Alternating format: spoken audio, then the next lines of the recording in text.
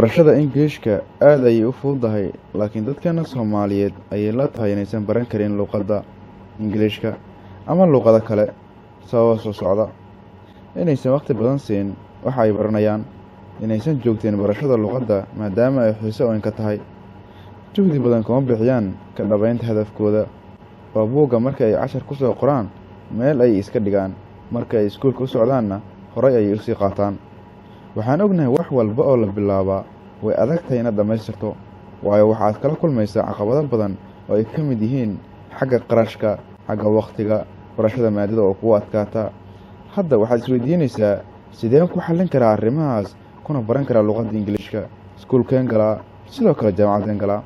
Muuqaalkan waxaan kugu soo gudbinayaa qaabka ugu fudud oo aad ku baran karto Ingiriiska adiga oo aan iskuul aadin, sidoo kale jaamacad. Casharada muuqaalada ah. Dunida xilligan aan hadda joogno waa casri, waayo wax walba aad u baahato maanta 4 daqiiqo ayaad ku helaysaa. Waxaa kaa xiga oo keliya taleefankaada gacanta iyo internet oo aad haysato. Waxaa la soo maray xilli waxbarashada safarro dhaadheer loo geli jiray oo laga yaabo in 4 sano ku qaadato ama aad ku maqnaato waxbarasho, safarkeeduna kugu qaato 20 maalin oo aad waddada ku jirto adoo isticmaalaya weliba lug. Maantana daqiiqad ayaad ku helaysaa wax walba aad u baahan tahay, laakiin dadkeennu badankooda kama faa'iidaystaan in kooban oo caqligooda u saaxiib mooyaane. Aanu gudubno ahmiyadda daawashada muuqaalada iyo meelaha ugu habboon ee aad ka daawan karto. YouTube.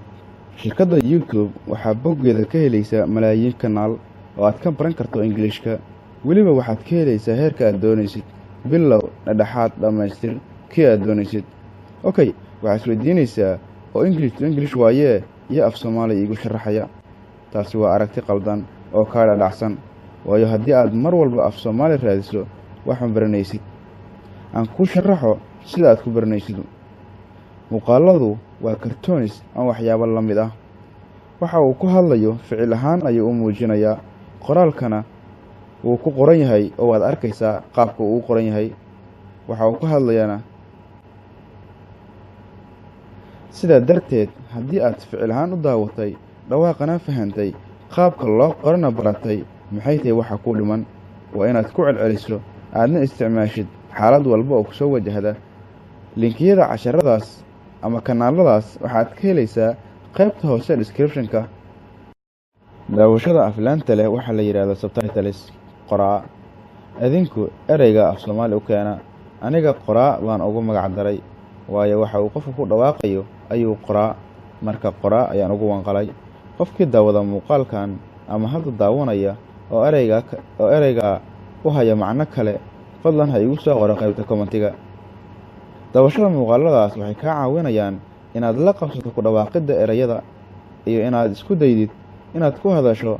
Sidoo kale dhegeysiga ayaan meesha ka marnayn, oo asna kaa caawinaya inaad si buuxda uga hadashid luqadda aad markaa baranaysid.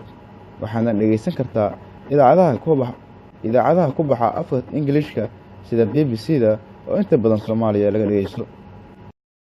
Buugaag Ingiriis ah. Internetka waxaad ka helaysaa buugaag isugu jira bilow, dhexdhexaad iyo dhammaystir, kuwaas oo kaa caawinaya inaad barato luqadda Ingiriiska. Maadaama akhriska uu ku muhiimsan yahay dhegeysiga, haddii aad isku taxallujido inaad mar walba qortid waxa buugga ku qoran, macnahoodana fahantid, waxaa kuu fududaanaya barashada luqadda Ingiriiska. Su-aasha isweydiinaysa ayaa ah sideen ku fahmaa macnaha ay sharaxaya? Waxaa kuu sharaxaya Google Translator, kaas oo aad ka heli karto haddaad isticmaalayso mobilada Android-ka Google Play Store. Haddii aad isticmaalayso mobilada Apple-kana waxaad ka helaysaa App Store-ka. Waxa uu kaa caawinayaa inuu macnaha kuu sheego, sidoo kale uu kaa saxo dhawaaqa ereyga. Marka way kuu fududahay barashada luqadda Ingiriiska. Haddii aad doonaysid Google Translator, waxaad ka helaysaa linkigiisa. Aad kala soo degi kartaa qaybta hoose description-ka ayaan idin dhigaya insha Allah. Halkaas kala soo dega. Xabta. Dhammaan dadka kugu hareeraysan waxay qayb ka qaadan karaan kaana caawin karaan inaad si fudud ku barato luqadda Ingiriiska. Waayo haddii aad ka codsato inay kugula hadlaan mar walba luqadda Ingiriiska, waxaa kuu fududaanaya barashada luqadda.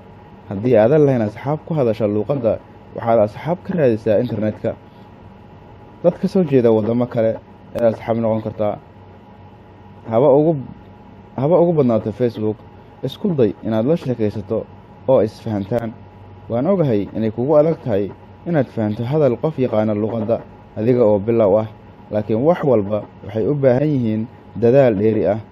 Marka sidaad doontidba u bixiye, juhdi dheer la imaw iyo waqti cayiman oo samayso waqti maareeye ama timetable, kaasoo haddii aad si sax u adeegsatid kaa caawin doona ku guulaysiga hamigaada. Halkan ayaan kusoo gabagabeynayaa mowduucan. Haddii aad u aragtay mid faa'iido leh, fadlan la wadaag asxaabtaada si ay iyaguna uga faa'iidaystaan. Mahadsanidin.